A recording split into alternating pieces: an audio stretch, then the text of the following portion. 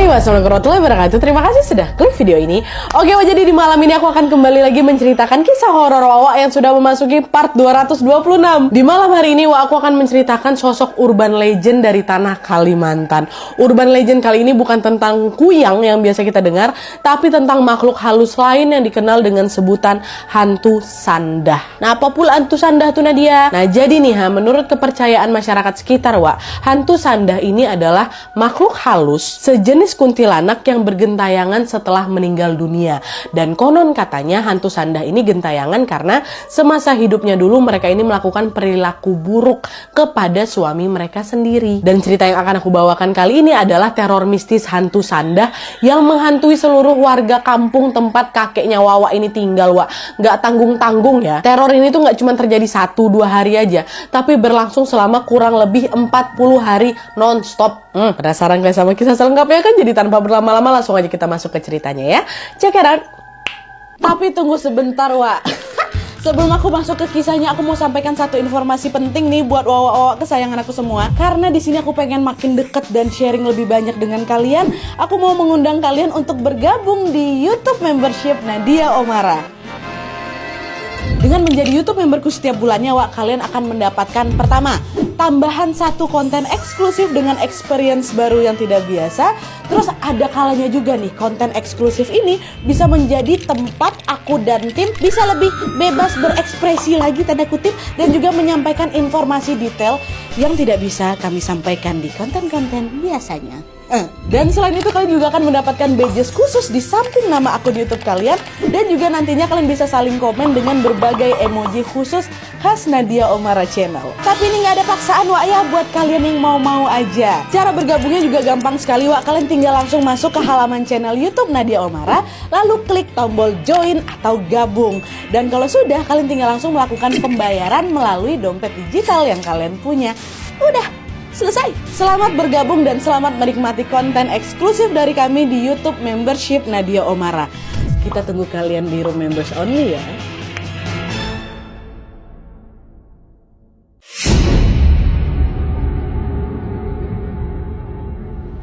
Oke, jadi kisah yang akan aku sampaikan malam ini dikirim sama Wawa kita yang bernama Jumi dari Kalimantan Selatan. Halo Jumi. Nah, jadi kisah horor yang dikirim sama Jumi ini adalah pengalaman horor kakeknya yang bernama Kakek Alang pada tahun 1980-an.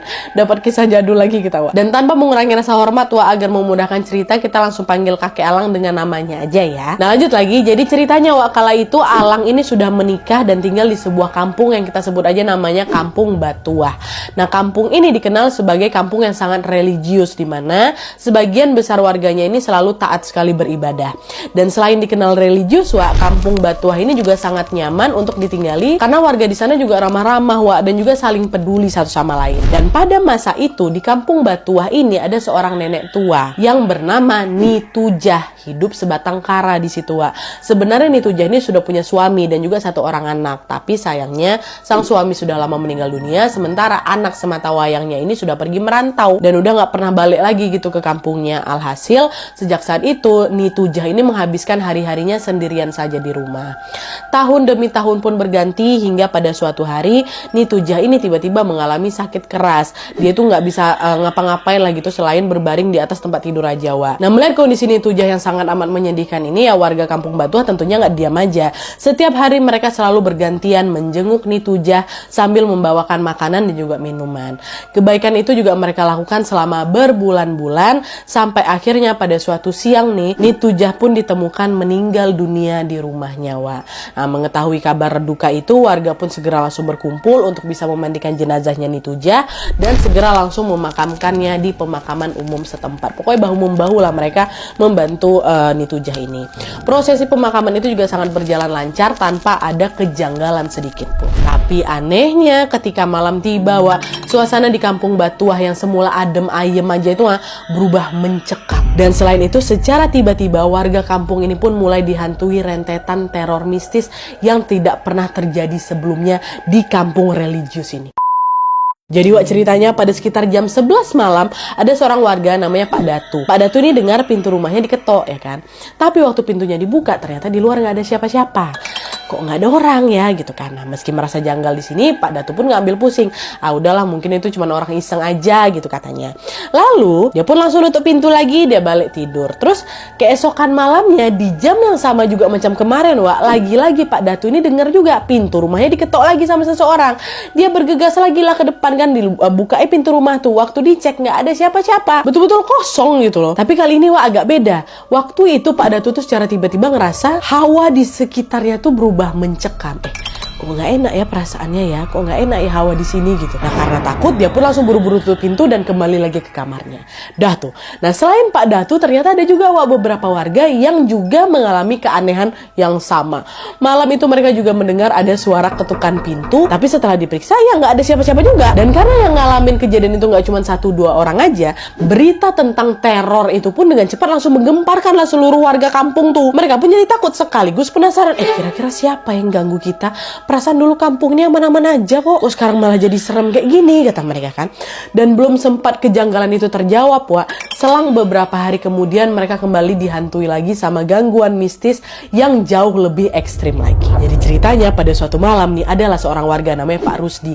Dia mau pergi ke Lanting. Lanting tuh macam jamban gitu loh, yang memang berlokasi di tepi sungai. Dan FYI, kampung Batuah ini memang dialiri oleh sebuah sungai besar yang biasanya dipakai warga buat mandi, buat cuci, atau buat buang hajat lagi. Karena memang waktu itu belum ada toilet pribadi kayak sekarang, Jadi kalau misalnya mau buang air harus ke sungai.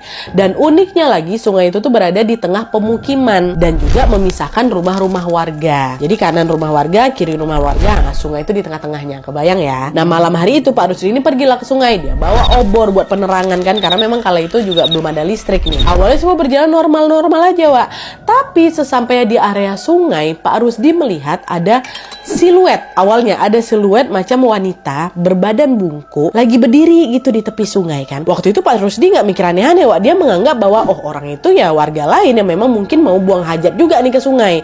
Tapi sesaat kemudian Pak Rusdi mikir, bentar dulu, kok orang itu nggak bawa obor ya? Kalau dia warga sini harusnya dia bawa obor nih tengah malam kayak gini. Kayak mana caranya dia buang air dalam kondisi gelap-gelapan kayak gitu. Tapi meskipun ngerasa aneh, Pak Rusdi tetap ngambil pusing, Dia terus aja itu berjalan menuju ke tepi sungai ke tempat orang itu berdiri. Memang Pak Rusdi memang mau ke sana gitu kan. Sesampainya di sana, dengan remang-remang cahaya obor, Pak Rusdi melihat bahwa orang yang sedang berdiri itu ternyata adalah sosok wanita tua yang penampilannya sangat-sangat mengerikan. Wanita tuh rambutnya acak-acakan, cuma nutupin wajahnya memang. Tapi seluruh kulitnya, kulit yang ternampak itu keriput, dan seramnya lagi, di balik rambutnya itu nampak macam si sosok itu sedang menggigit sebuah kain penuh darah yang berbau amis, mohon maaf. Nengok kejadian yang tidak biasa itu, barulah Pak Rusdi itu bukan manusia, tuh setan, katanya. Di situ Pak Rusdi langsung berlari minta tolong. Aduh, tolong. Nah, teriakan itu rupanya didengarlah sama warga sekitar, warga yang tinggal di sekitar sungai itu kan. Mereka lalu beramai-ramai lah keluar rumah, dihampirinya lah Pak Rusdi itu kan. Pak Rusdi lagi ketakutan kali ini. Mereka nanya, "Loh, ada apa Pak Rusdi? Kenapa nih Bapak teriak-teriak malam-malam kayak gini?" gitu kan. Tadi saya lihat ada setan di tepi sungai, Pak. Dia lagi ngejilatin darah dekat kain bekas menstruasi, katanya. Dan FYI juga, pada zaman itu belum ada pembalut. Jadi biasanya para wanita tuh masih pakai sehelai kain gitu, Nadia, katanya, buat nampung darah haid. Nah, Pak Rusdi ini tahu kalau kain yang lagi dijilatin sosok tadi ya kain bekas darah haid itu, Nah, dengar perkataannya Pak Rusdi, warga nggak langsung percaya, masa sih Pak? Kami nggak pernah ngeliat setan loh di kampung ini. Nggak pernah ada apa-apa loh di sini. Benar Pak, saya nggak bohong. Saya betulan ngeliat dia berdiri tadi di sana. Nah, karena jawaban Pak Rusdi itu terdengar meyakinkan, warga yang semula sangsi ini pun akhirnya percaya, Tapi karena mereka nggak pernah melihat sosok itu secara langsung, ya udah mereka pun memilih untuk tidak begitu ngambil pusing. Mereka cuma nenangin Pak Rusdi aja, suruh Pak Rusdi pulang, udah mencoba untuk melupakan kejadian itu. Udah bubarlah mereka semua kan, balik ke rumah masing-masing. Nah, keesokan paginya warga kampung Batuah ini pun kembali beraktivitas seperti biasa. Hari itu berjalan normal aja. Tapi di malam harinya nih, lagi-lagi ada kejadian mistis yang menimpa pemuda kampung Batuah kali ini. Nah, ceritanya malam itu ada sekitar 5 pemuda gitulah, lagi nongkrong gitu di teras rumah seorang warga yang bernama Bang Doni. Nah, pas lagi asik-asiknya nongkrong ini, mata Bang Doni ini tanpa sengaja tertuju ke arah pohon jambu yang memang tumbuh di halaman rumahnya. Nah, pas dia nengok ke arah itu, Bang Doni ini terkejut dengan kemunculan seorang wanita berambut panjang lagi berdiri dari seberang teras rumahnya. Dan yang membuat dia merinding adalah sosok itu sedang menjilati sebuah kain yang penuh dengan genangan darah. Astagfirullah, apa tuh? Apa tuh, kata Bang Doni kan. Nah dengar dia ngomong kayak itu, beberapa kawan-kawan yang lainnya, pemuda-pemuda yang lainnya juga ikutan noleh tuh ke arah yang dilihat sama Bang Doni. Astagfirullah, astagfirullah. Semua nengok ke situ juga. Dan di situ lawak mereka berempat ini juga melihat tuh keberadaan si wanita itu. Astagfirullah, ih Don, setan, kata mereka. Dan dalam hanya hitungan detik mereka berlima pun langsung berhamburan masuk ke dalam rumah. Kan nengok mereka semua ya. Dan sejak kejadian itu beberapa warga lainnya juga mengaku, nggak cuma mereka berlima sama Pak Rusdi itu aja ya. Mereka semua, beberapa warga lainnya ini juga mengaku sempat melihat penampakan sosok yang sama. Rambut wanita acak-acakan, kulitnya keriput dan lagi menjilati kain penuh darah. Semua tengok. Akhirnya dengan cepat berita tentang sosok itu pun mulai menyebar lagi lah ini ke seantero kampung dan membuat warga pun heboh. Mereka sampai ketakutan kali sampai ketika malam tiba tidak ada satupun warga dari mereka yang berani keluar rumah. Ini setiap menjelang maghrib tuh Nadia, kata kakek aku, suasana kampung Batuah tuh udah sepi, dah hening kali kata. Semua orang memilih untuk berlindung di dalam rumah masing-masingnya karena takut dihantui sama sosok wanita itu. Seram katanya. Tapi meskipun warga kampung sudah mengurangi aktivitas mereka di luar rumah malam harinya, teror dari sosok itu belum juga berhenti. Dan kali ini barulah gilirannya Alang atau kakeknya Wawa ini yang dihantui sama si sosok wanita itu. Jadi ceritanya pada suatu sore Alang ini lagi masak gula merah lah di belakang rumahnya. Jadi di belakang rumahnya Alang ini ada macam pondok gitulah, pondok kecil beralaskan tanah gitu dan berdinding daun kelapa. Masak di situ tuh ya kan. Nah setelah masak selama berjam-jam pada pukul 5 sore Alang ini sudah hampir selesai melakukan aktivitasnya. Saat itu dia hanya tinggal ngeberesin kerak-kerak gula yang masih nempel di wajan aja gitu kan. Tapi karena kelelahan Alang ini pun menunda pekerjaan itu dan memutuskan untuk beristirahat sejenak. Dah lah tuh kan Alang pun duduklah itu di sebatang kayu sambil sesekali menyeka keringatnya yang bercucuran. Nah pas lagi istirahat ini dia tiba-tiba dikejutkan dengan kemunculan sepotong tangan berkulit keriput berkuku hitam. Panjang pula tuh kukunya, nyempil tuh dari celah-celah dinding. By the way dinding pondok tuh memang gak ketutup full sampai ke atas gitu loh, karena kan memang bukan terbuat dari beton kan, terbuat dari daun kelapa kan. Dia nyempil di sini ya. Apa tuh kata gitu kan. Nah belum sempat mencerna kejanggalan itu Alang kembali dibuat kaget karena sepotong tangan itu ternyata macam berusaha menggapai-gapai kerak gula di sisa wajan tuh. Nah melihat itu Alang barulah tiba-tiba langsung teringat nih sama pengalaman horor yang menimpa Pak Rusdi sama beberapa warga kampung. Apa jangan-jangan itu sosok wanita yang neror Pak Rusdi waktu itu. Nah tangannya sama-sama keriput nih kata Alang kan. Nah di situ Alang langsung merinding lah itu sejadi-jadi kan. Tapi pas dia mau kabur, secara tiba-tiba seluruh tubuhnya kerasa beku, nggak bisa digerakkan sama sekali. Nge-freeze lah Alang ini. Nggak nyerah di situ aja, Alang pun berusaha untuk membaca doa dalam hati hingga selang beberapa saat kemudian tubuhnya pun bisa digerakkan kembali. Barulah di situ Alang langsung berlari sekencang mungkin untuk bisa kembali ke rumah. Nah melihat Alang yang berlari-larian dengan wajah pucat itu ya istrinya nanya kan, bapak kenapa pak? Kok wajahnya macam orang ketakutan gitu? Ya Allah Bu tahu nggak Bu? Bapak baru aja ngeliat hantu keriput yang kemarin dibilang warga tuh. Tadi dia mau ngambil sisa gula yang bapak masak. Tangan aja memangnya bapak tengok, tapi nengok itu aja macam mau copot jantung bapak. Seram kali Bu, kata gitu. Nah dengar cerita itu ya istrinya Alang jadi makin ketakutan juga lah. Istrinya khawatir sosok itu bakal datang lagi dan juga menghantui mereka berdua. Nah karena hal itu mereka pun akhirnya sepakat nih untuk selalu bersama-sama kemanapun mereka pergi. Mau pergi ke sungai buat buang air, buat ngapa-ngapain harus bersama-sama. Masak gula atau harus barengan juga. Pokoknya harus bareng-barengan terus, nggak mau sendiri istri. Alang pun juga Alang takut kok. Dan ternyata cara itu cukup manjur pula karena mereka memang sudah tidak lagi dihantui sama si sosok wanita keriput itu kan. Tapi meskipun mereka berdua ini sudah tidak lagi diganggu bukan berarti gangguan sosok itu selesai gitu aja. Enggak. Setiap hari Alang ini selalu mendengar kabar bahwa ada warga ini yang dihantui lagi. Ada si itu yang diganggu. Pokoknya diganggu secara giliran lah Ada yang ditampakin di sungai, di jalan, di ladang, bahkan di dalam rumah mereka sendiri. Pokoknya macam nggak habis-habis lah terornya. Jadi di sini warga dari kampung Batuah itu udah dihantui sama 2 teror sekaligus. 1 teror suara ketok-ketok pintu, yang kedua teror penampakan wanita berkulit keriput tuh lah.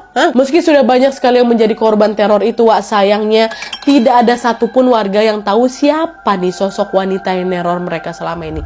Siapa? Kenapa nggak ada yang tahu? Yaitu karena memang sosok itu tidak pernah menampakkan wajahnya secara langsung. Dia tuh cuma selalu muncul dengan rambut yang berurai ke depan kayak gitu aja Dan selain itu juga warga ini nggak tahu kenapa sosok itu tiba-tiba muncul dan ngehantuin mereka. Salahnya warga kami ini apa gitu. Dan karena nggak tahu siapa dan kenapa sosok itu muncul, warga pun ya udah nggak bisa berbuat banyak lah selain mendekam di rumah masing-masing setiap malam.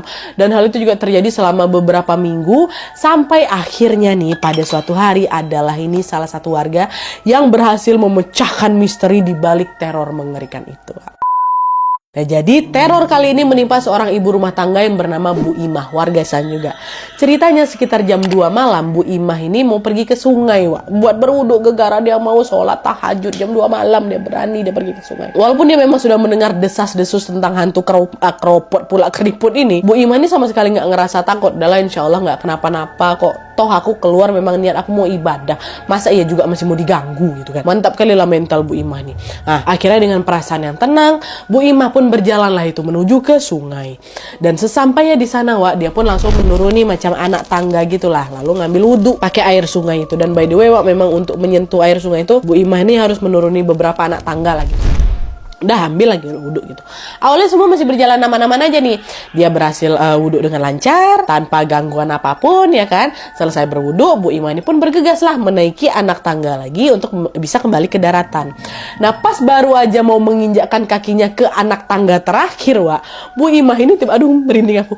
Bu Imah ini tiba-tiba ngerasa pergelangan kakinya ditarik sama tangan sosok. Dingin kali katanya, Wak, sedingin es tangan itu. Tuh refleks Bu Imah langsung ditundukkan lah kepala yang buat nengok siapa ini lagi nyengkram kaki aku nih. Dan ketika menoleh inilah, Wak, Bu Imah dikejutkan dengan kemunculan betulan itu si sosok wanita kulit keriput tadi sambil megang kakinya, sambil juga gigitin kain yang penuh dengan darah. Jadi dia sambil gini kayak gitu. Astagfirullah, ini jangan-jangan sosok ini bilang warga nih, si hantu keriput nih, kata Bu Imah kan. Belum sempat bereaksi apapun, Wak, Bu Imah ini kembali dibuat kaget karena sosok itu tiba-tiba didongakkan kepalanya, ditengokkan seluruh wajahnya dengan jelas ke Bu Imah, Wak. Dan disitulah Bu Imah akhirnya bisa melihat bahwa sosok itu ternyata adalah tetangganya yang baru saja dimakamkan beberapa waktu yang lalu. Masih ingat kalian siapa kan? Hah? Itu Nitujah, Wak. Astagfirullahaladzim, Nitujah, ini kamu. Kok bisa kamu kayak gini? Kenapa kamu ganggu warga kampung, Nitujah? Katanya kan. Denger itu sosok Nitujah ini gak jawab apa-apa, Wak. Yang ada dia malah nangis sesenggukan gitu. Dan beberapa saat kemudian dia hilang. Astagfirullahaladzim, merinding aku. Dan setelah sosok Nitujah ini hilang, barulah Bu Imah tuh berlari menuju ke rumah, ya kan? Sesampainya di rumah, dia pun langsung menceritakan kejadian horor itu kepada suaminya. Bu Imah juga langsung menceritakan bahwa sosok yang menghantui warga kampung selama ini adalah almarhumah Nitujah, Pak. Dan hanya berselang hitungan jam aja, berita tentang arwah Nitujah yang bergentayangan ini pun langsung tersebar lah itu ke seantero kampung Batua. Mereka semua langsung penasaran lah, kira-kira kenapa nih Nitujah ngantuin kita nih? Padahal kan kita selama ini sudah memperlakukan Nitujah dengan baik. Waktu dia sendirian kita masih datang juga berkunjung menghibur dia kan. Waktu dia sakit juga kita masih bergantian ngerawat dia. Kok bisa dia setega itu sama kita? Hah? Kenapa? Pertanyaan itu pun terus berkecamuk di pikiran warga hingga akhirnya ada seorang sesepuh di kampung itu yang ikut buka suara dan menjawab rasa penasaran warga, Wak. Di situ nih sang sesepuh ini berkata bahwa arwah Nitujah bergentayangan karena dia pernah melakukan sebuah kesalahan besar di masa lalu, yaitu menikah dengan suaminya dengan cara yang tidak halal. Nggak halal keimanan nih Nadia. Nah jadi, Wak, menurut keterangan sesepuh, sebenarnya Nitujah ini mengalami cinta bertepuk sebelah tangan dulu, Wak. Kala itu sang suami, ya kita sebut aja lah namanya Tok Ampong ya. Tok Ampong ini nggak pernah jatuh cinta sama Nitujah. Tapi meskipun begitu, Nitujah itu nggak nyerah, Wak. Dan dia menghalalkan segala cara untuk bisa mendapatkan hatinya Tok Ampong ini. Jadi dia macam udah terobsesi kali lah sama Tok Ampong kan. Dan karena hal itu, Nitujah ini pun nekat, Wak. Pergi dia ke dukun dan meminta saran supaya Tok Ampong ini mau menikahinya. Dan di situ sang dukun ini bilang kalau kamu mau bikin Ampong jatuh cinta sama kamu, kamu harus mencampurkan, mohon maaf ya, mencampurkan darah haid kamu ke dalam suatu minuman, lalu berikan minuman itu kepada Ampong. Sekali saja dia meminum darah haid kamu, dia akan jatuh cinta bahkan tergila-gila sama kamu, kata si dukun ini. Nah setelah mendengar saran dari sang dukun ini, Nitujah ini pun langsung pamit pulang dan segera melancarkan aksinya, Wak.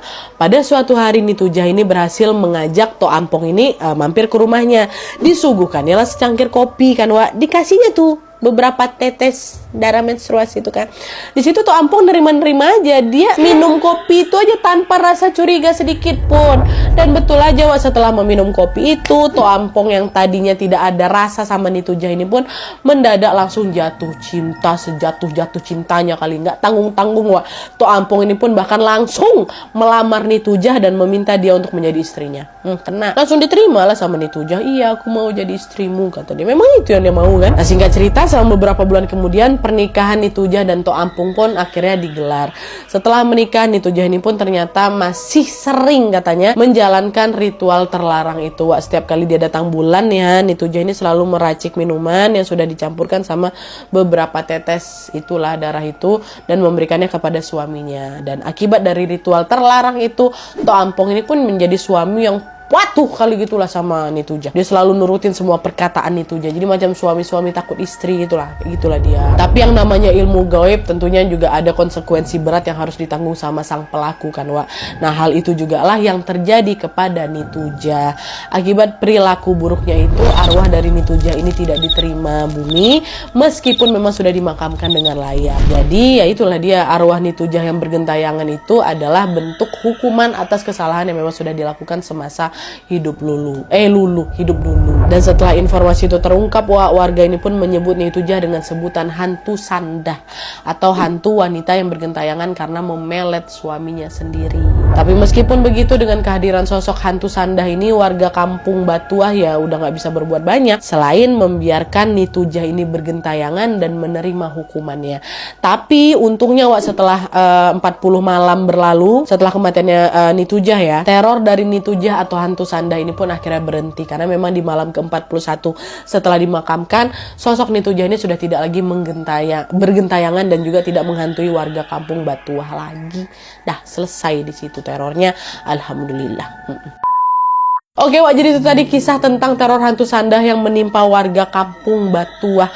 Menurut aku nih kisahnya epic sih, ya kan? Ya agak bikin awak sedikit mual lah gitu. Gak habis pikir awak ya, ternyata ada juga orang yang tega memelet suaminya dengan darah haid gitu loh. Ya Allah, terlalu insecure Nitujah nih ya kan? Seharusnya Nitujah tuh gak perlu melakukan aksi nekat tuh cuman hanya untuk bisa mendapatkan hatinya Tok Ampong. Bisa loh nih pakai cara yang lain, misalnya memperlakukan Tok Ampong dengan penuh kasih sayang, ya kan, kasih perhatian gitu ya kan? Siapa tahu dengan cara kayak gitu Tok Ampong nih bisa luluh juga tanpa kau harus pakai ilmu hitam. Cobalah dulu beberapa kali dideketin, minta doa sama Allah, ya Allah ketukkanlah hatinya, lembutkanlah hati Ampong supaya mau sama aku, kayak gitu. Terlalu cepat ambil jalan pintas dia nih, terlalu insecure dia nih. Dan tentunya dari kisah ini kita jadi diingatkan kembali untuk selalu berhati-hati dalam melakukan sesuatu ya. Jangan sampai kita menghalalkan segala cara seperti yang dilakukan sama Nitujah ini. Karena apa? Karena yang namanya ilmu hitam pasti ada dampak serius yang harus ditanggung di dunia maupun di akhirat. Nauzubillahi min zalik Wak ya. Oke, jadi ya sekian dulu ceritanya. Kalau misalnya kalian juga punya pengalaman horor yang pengen aku ceritakan di sini, bisa langsung kirim aja ceritanya ke email kisahhoror@gmail.com. Oke, jaga diri kalian masing-masing Wak ya. Selalu berdoa semoga Allah selalu melindungi kita semuanya. Amin ya rabbal alamin. Oke Wak, jadi sekian dulu videonya. Kalau misalnya kalian juga pengen berbagi kisah horornya, boleh langsung kirimin aja kisah kalian ke email kisahhororwawa@gmail.com. Sertakan juga nomor WhatsApp sama Instagram kalian supaya nanti kami gampang hubungin kalian kalau misalnya kisah kalian di-up di video selanjutnya. Oke, jadi sekian dulu videonya. Terima kasih banyak yang sudah menonton.